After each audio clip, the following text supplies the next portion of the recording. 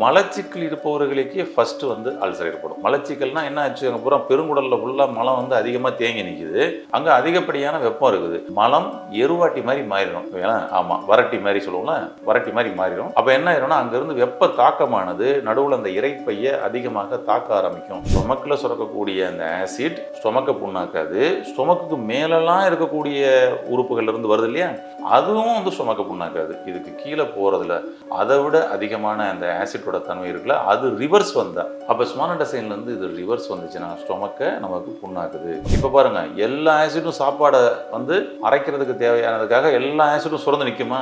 இப்போ அங்கே வந்து பார்த்தீங்கன்னா அரைச்சிக்கிட்டு இருக்கப்படும் பொழுது நீங்கள் அப்படி உட்கார்ந்து இருக்காம படுத்த பொசிஷனுக்குள்ளே போகிறீங்க பாருங்க, ஆசிட் அப்படியே ரிவர்ஸ் ஏற ஆரம்பிச்சோம். அப்போ தான் வந்து பார்த்தீங்கன்னா உங்களுடைய இறைப்பையில் புண்ணு, உணவு குழாயில் புண்ணு, வாய் வரைக்கும் புண்ணு, தொண்டை வரைக்கும் புண்ணுன்னு சொல்லிட்டு வர ஆரம்பிக்குது. நம்ம என்ன பண்ணலாம்னா ஒரு நாள் சடன் கொடுத்து இந்த புண்ணை பூரா ஆத்துறதுக்குரிய வேலையை மட்டும் பண்ணோம்னா ரொம்ப சூப்பராக இருக்கும். அதுக்கு ரொம்ப பெஸ்ட்டாக என்ன பண்ணலாம்னா, ஒரு நாள்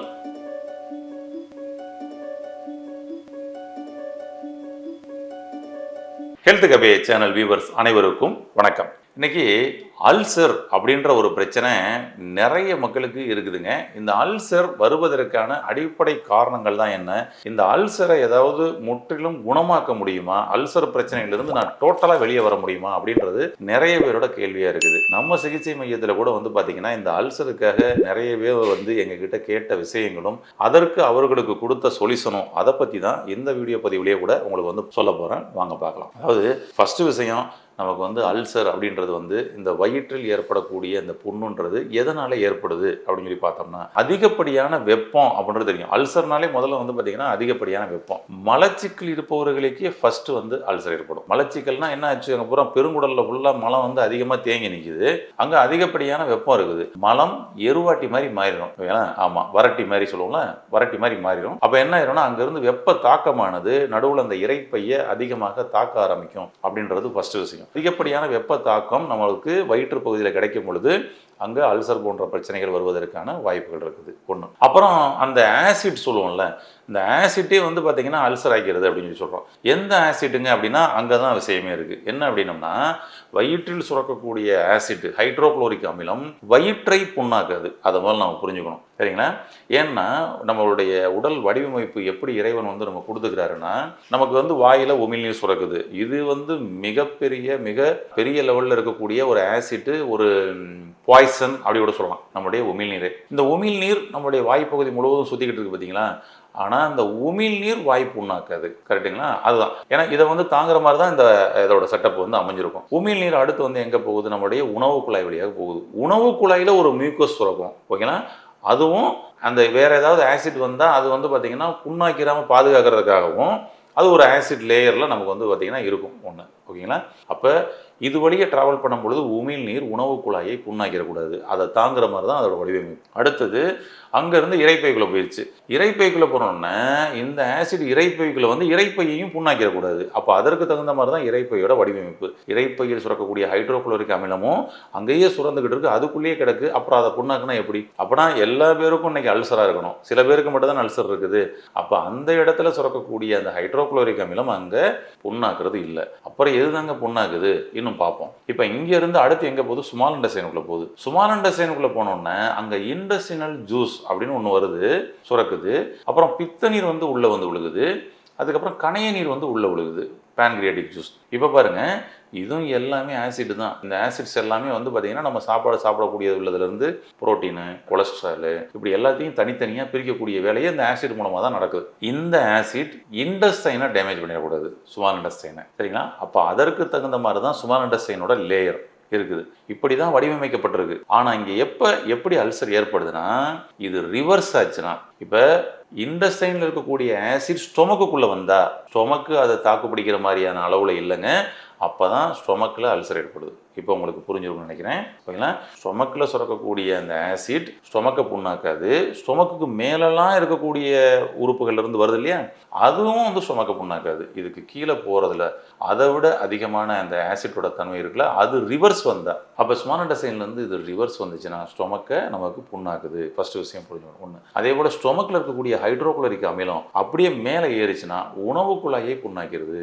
அப்படியே மேலே வந்துச்சுன்னா உணவு குழாயினுடைய அந்த தாக்கம் வாய்ப்பகுதி வரைக்கும் புண்ணாக்க ஆரம்பிச்சிடும். அதனால சொல்லுவோம், வாயிலிருந்து வயிறு சிறுகுடல் வரைக்குமே புண்ணுப்பா. விஷயம் அதுதான். அங்கேருந்து ரிவர்ஸ் வந்திருக்குன்னு அர்த்தம். அதனால் அல்சர் வருதுன்னா ஃபஸ்ட்டு விஷயம், நீங்கள் ரிவர்ஸ் பண்ண வச்சுட்டீங்க உங்களுடைய ஆசிட்டை.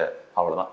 ரிவர்ஸ் பண்ண வச்சுட்டோமா, அது எப்படி ரிவர்ஸ் ஆகும் அப்படின்னம்னா, ஒரு விஷயம் சொல்கிறேன் பாருங்கள். நீங்கள் நல்லா பசிக்குது, பசித்த நேரத்தில் நீங்கள் வந்து பார்த்தீங்கன்னா சாப்பிடாம படுத்துருக்குறீங்க அப்படின்னா, அங்கே ஆசிட் சுரந்தது தான் பசின்ற உணர்வே வருது. இப்போ என்ன ஆகுதுன்னா, அது அப்படியே ரிவர்ஸ் ஆகுது. சில பேர் சாப்பாடை சாப்பிட்டுட்டு படுத்துருவாங்க. சரிங்களா? சாப்பாடை சாப்பிட்டுட்டு யாரெல்லாம் படுத்தாங்களோ, இப்போ பாருங்க, எல்லா ஆசிட்டும் சாப்பாடை வந்து அரைக்கிறதுக்கு தேவையானதுக்காக எல்லா ஆசிட்டும் சுரந்து நிற்குமா? இப்போ அங்கே வந்து பார்த்தீங்கன்னா அரைச்சிக்கிட்டு இருக்கப்படும் பொழுது நீங்கள் அப்படி உட்கார்ந்து இருக்காம படுத்த பொசிஷனுக்குள்ளே போகிறீங்க பாருங்க, ஆசிட் அப்படியே ரிவர்ஸ் ஏற ஆரம்பிச்சிடும். அப்போ தான் வந்து பார்த்தீங்கன்னா உங்களுடைய இரைப்பையில் புண்ணு, உணவு குழாயில் புண்ணு, வாய் வரைக்கும் புண்ணு, தொண்டை வரைக்கும் புண்ணுன்னு சொல்லிட்டு வர ஆரம்பிக்குது. இப்போ அதுக்கப்புறம் திரும்ப ஒரு நார்மல் ஆகிட்டாரு. இப்போலாம் வந்து பார்த்தீங்கன்னா கான்சியஸ் ஆகிட்டாரு. அப்போ அந்த மாதிரி வந்து வயிற்றில் வந்து புண்ணு வந்துடுச்சுன்னு சொல்லிட்டு ரொம்ப கான்சியஸ் ஆகிட்டாரு. இருந்தாலும் என்ன சாப்பிட்டாலும் திரும்ப இதாகுதுங்க. இப்போலாம் நான் உணவு முறையெல்லாம் மாறிட்டேன், டோட்டலாக இது பண்ணிட்டேன்னு சொல்லி நிறைய பேர் மாறிப்பாங்க. அப்படி இருந்தாலும் இந்த புண்ணை வந்து ஆற்றலை பார்த்தீங்களா, அதனால் திரும்ப திரும்ப அங்கே அந்த டிஸ்டர்பன்ஸ் கொடுக்க தான் செய்யும். அதனால் ஃபஸ்ட்டு விஷயம், நீங்கள் ஃபஸ்ட்டு முதல்ல அந்த பழக்க வழக்கத்தில் தான் முதல்ல மாற்றணும். சாப்பிட்ட உடனே படுக்கிற பழக்கம் இருந்தால் அதை முதல்ல மாற்றுங்க. அல்சர் வந்துடுச்சா, ஓகே, இனிமேல் வந்து சாப்பிட்டோன்னா படக்கூடாது பண்ணுற மாதிரி மாறுங்க. வராமல் இருக்கணும்னா நீங்கள் முன்னாடியே கொஞ்சம் அலர்ட் ஆகிக்கிங்க. சாப்பிட்ட உடனே படுக்கிற பழக்கம் வந்து கொண்டு போகக்கூடாது. குறைஞ்சபட்சம் அரை மணி நேரத்துலேருந்து 2 மணி நேரத்துக்கு நம்ம உட்கார்ந்த நிலையில் இருக்கணும். இதை முதல்ல மைண்டில் வச்சுக்கோங்க. ரைட். திரும்ப அந்த புண்ணு ஆற்றுறது என்னங்க பண்ணணும் அப்படின்னா, நீங்கள் பாருங்கள், நம்மளுடைய பாடியில் ஸ்கின்ல நீங்கள் கீழே விழுகுறீங்க, ஏதோ இடிச்சுக்கிட்டீங்க, ஏதோ கத்தி பட்டுருச்சு, அங்கே வந்து புண்ணு வெட்டிருச்சு, எக்ஸ்டர்னல் லேயரை வந்து பார்த்தீங்கன்னா கிழிச்சிருச்சு இந்த ஸ்கின்னை. இப்போ இதுக்கு என்ன போட்டோம் மருந்து? இப்போ தான் நிறைய ஆயின்மெண்ட் மருந்து எல்லாம் வந்து பார்த்து போட்டு, இல்லைன்னா தையல் போட்டு தச்சுக்கிறோம். ஆனால் உடல் தன்னைத்தானே சரி பண்ணுற சிஸ்டத்தில் இருக்கிறதுனால நீங்கள் இது எதுவுமே பண்ண தேவையில்லை, ஆட்டோமேட்டிக்காக ஹீல் ஆகுது. ஆனால் நமக்கு நம்மளுடைய முன்னோர்கள் இது வேகமாக ஹீல் ஆகிறதுக்காக என்ன பண்ண சொன்னாங்கன்னா, தேங்காய் எண்ணெயை அந்த இடத்துல போட சொல்லுவாங்க. அப்போனா புண்ணு ஆறிடும். கையில் காலில் அடிபட்ட இடங்கள்ல தேங்காய் எண்ணெயை மட்டும் போட்டு வாப்பா. என்ன நடக்கும்னா, அந்த தேங்காய் எண்ணெயை போட்டு ஹீல் பண்ணுச்சுன்னா அந்த புண்ணு எப்படி இருக்கும்னா, அந்த இடத்துல டேமேஜ் ஆன மாதிரி அடையாளமே இருக்குது. எத்தனை முறை நாம் வந்து கீழே விழுந்து தேங்காய் எண்ணெயெல்லாம் தடவி இருக்கிறோம். ஆனால் பாருங்கள், கையில் காலில் எந்த அடையாளமும் இருக்காது, அப்படியே மேட்ச் ஆயிடும். ஆனால் நம்ம அது மாதிரி இதுக்கு வந்து பார்த்தீங்கன்னா, இது வந்து கிழிஞ்சிருச்சு அப்படின்னு சொல்லி போயிட்டு ஒரு 7 தையல் போட்டேன், 4 தையல் போட்டேன்னு சொல்லிட்டு ஒரு பெருமையாக சொல்லிக்கக்கூடிய ஒரு சூழல் வந்துச்சு பாருங்க. இப்போ பாருங்க, வருடம் ஆன பிறகு பார்த்தோம்னா அது அப்படியே அந்த இடத்துல கிழிஞ்ச அடையாளம் இருக்குது. அப்போ செயற்கையாக நம்ம வந்து இந்த ஸ்கின் லேயரை மூட முயற்சி செய்யப்படும் பொழுது அந்த லேயர் லைஃப் டைம் நமக்கு வந்து அந்த அடையாளமாக காண்பிக்குது. இயற்கையாக நம்ம உடம்பே அதை ஹீல் பண்ணுச்சுன்னா அடையாளமே தெரியாமல் மாறிடுது. சும்மா ஒன்றா சொல்லுவோம், அந்த இடத்துல ஏற்கனவே அடிபட்டுச்சு ஆனால் இப்போ அடையாளமே இல்லைன்னு ஒன்றா சொல்லுவோம். கரெக்டுங்களா? அப்போ அதற்கு தேங்காய் எண்ணெயை தான் அங்கே வந்து சரியாக பயன்படுத்தினாங்க. இப்படி எக்ஸ்டர்னல் லேயரில் எந்த இடத்துல ஏற்பட்டாலும் அந்த தேங்காய் எண்ணெயை நம்ம போட்டு ஆற்றக்கூடிய ஒரு தன்மை நமக்கு இருந்தது. அப்போ இன்னர் லேயரில் இருக்க மட்டும் ஏன் ஆற்ற முடியல இன்றைக்கும்? என்ன காரணம்னா, இந்த இன்னர் லேயருக்குள்ளே எனி டைம் வந்து பார்த்தீங்கன்னா அரைச்சிக்கிட்டே இருக்கிற வேலை நடக்குதுல்ல. நீங்கள் உணவுகளை உள்ளே கொடுத்துக்கிட்டே இருக்கீங்க பாருங்கள், அதுதான் விஷயம். அதை அரைச்சிக்கிட்டே இருக்குது. அதனால் பயன்படுத்திக்கிட்டே இருக்கிறதுனால அந்த இடத்துல புண்ணு வந்து ஹீல் ஆக மாட்டேங்குது. இப்போ நம்ம ஒரு நாள் சடவுன் கொடுத்துரும். நம்ம வந்து பார்த்திங்கன்னா வந்து உள்ளுக்குள்ளே ஏதாவது இபி வேலை பார்க்கணும்னா என்ன பண்ணுவாங்க, ஒரு நாள் டோட்டலாக சடவுனுப்பா, எல்லாம் இபியை ஃபுல்லாக வேலை பார்ப்பாங்க. அது மாதிரி நம்ம என்ன பண்ணலான்னா, ஒரு நாள் சடவுன் கொடுத்து இந்த புண்ணை பூரா ஆற்றுறதுக்குரிய வேலையை மட்டும் பண்ணோன்னா ரொம்ப சூப்பராக இருக்கும். அதுக்கு ரொம்ப பெஸ்ட்டாக என்ன பண்ணலான்னா, ஒரு நாள் விரதம் அல்லது 3 நாள் விரதம் அப்படி வச்சுங்க. 3 நாள் விரதம், ஐயோ சாப்பிடக்கூடாதா, ஏற்கனவே சாப்பிடாதனால தாங்க புண்ணு அப்படின்னு நீங்கள் பயப்படலாம். இந்த 3 நாள் விரதத்தில் என்ன சாப்பிடலாம் அப்படின்றத நீங்கள் தேர்ந்தெடுங்க. புண்ணை ஆற்றுறதுக்கு தேங்காய் பால் எடுத்துங்க. 3 வேளை உணவும் தேங்காய், வாழைப்பழம், இதை மட்டும் சாப்பிடுங்க. 21 நாளைக்கு 3 வேளை உணவுகளும் இந்த தேங்காய் பாலும் தேங்காயும் அல்லது தேங்காயும் வாழைப்பழமும் சேர்த்து எடுத்துகிட்டே வந்தால் உங்களுக்கு இருக்கக்கூடிய நாள்பட்ட வாய்ப்புண், வயிற்றுப்புண், குடலில் ஏற்பட்ட புண் எல்லாமே ஆறிடுங்க. எல்லாமே ஆறிடும். ஸ்கின்னெல்லாம் சைனிங் ஆயிரும், வேர்வை துவாரங்கள்லாம் ஓப்பன் ஆயிரும். உடலில் இருந்து வந்த துர்நாற்ற வாடை மாதிரி உங்களுக்கு வந்து பார்த்தீங்கன்னா உடல் மணக்கும். அவ்வளோ வேலை பண்ணும். 21 days 3 times தேங்காயும் வாழைப்பழம் எடுத்திங்கன்னா ட்ரை பண்ணி பாருங்கள். நீங்கள் நார்மலாக தான் இருக்குது, கொஞ்சமாக தான் இருக்குன்னா ஒரு 3 days ட்ரை பண்ணி பாருங்களேன். இந்த 3 daysல ஏற்படக்கூடிய மாற்றம் மிகப்பெரிய மாற்றமாக இருக்கும். அதனால் இப்படி ஒரு 3 வேளையும் என்னால் எடுக்கிறதுக்கு சிரமம் அப்படின்னு சொல்லுவாங்க சில பேர். அதுக்கு தான் என்ன சொல்லுவோம்னா, காலை ஒரு வேளை மட்டுமாவது நீங்கள் வந்து இதை எடுத்துகிட்டு வாங்கன்றோம். அப்போ இந்த தேங்காயும் வாழைப்பழமும் நம்ம வந்து எடுத்துகிட்டு வரப்படும் பொழுது இந்த லேயரை மீண்டும் புதுப்பிக்கிற பணியை பண்ணிடும். சாப்பிட்ட உடனே நீங்கள் உட்கார்ற பழக்கத்தை முதல்ல மாற்றிக்கங்க. அப்போ தான் ஆசிட் வந்து கீழேருந்து மேல் நோக்கி வரும். அப்போ கீழே சுரக்கக்கூடிய அந்த ஆசிட் மேலே வர வர வர அது வந்து டேமேஜ் பண்ண ஆரம்பிச்சிடும். அந்த ஒரு விஷயத்தை அவாய்ட் பண்ணிக்கோங்க, பெட்டர். இன்னும் ஒரு ஜூஸ் சொல்கிறேங்க, உங்களுடைய தீராத அல்சரை தீர்ப்பதற்கான ஒரு அற்புதமான ஒரு சொல்யூஷன் கொடுக்கும் ஒரு ஜூஸ். என்ன பண்ணலான்னா மாதுளை ஜூஸ் தான். இந்த மாதுளை ஜூஸில் மாதுளை பழத்தை ஓப்பன் பண்ணிங்கன்னா உள்ளே வெள்ளை கலரில் லேயர் இருக்குது பாருங்கள், அதோடு சேர்த்து எடுத்துடுங்க. சேர்த்து எடுத்து அரைச்சி ஜூஸ் பண்ணுங்கள். ஜீனி சேர்க்கக்கூடாது, பால் சேர்க்கக்கூடாது, துவர்ப்பு தன்மையோடு இருக்கும் இந்த ஜூஸு. மார்னிங் எம்டி ஸ்டொமக்கில் இதை எடுத்துகிட்டே வாங்க. என்ன மாற்றம் நடக்குதுன்னு பாருங்கள். உங்களுடைய புண்ணு, வயிற்று புண் சூப்பராக ஆறி அருமையாக மீண்டும் ஒரு நார்மல் லேயரை கொண்டு வந்து விட்டுரும். ரொம்ப அற்புதமாக இருக்கும். இந்த ஒரு ஜூஸ் உங்களுக்கான பல நாள் இருந்த அந்த அல்சரை போக்கி ஆரோக்கியமடைய செய்யும்.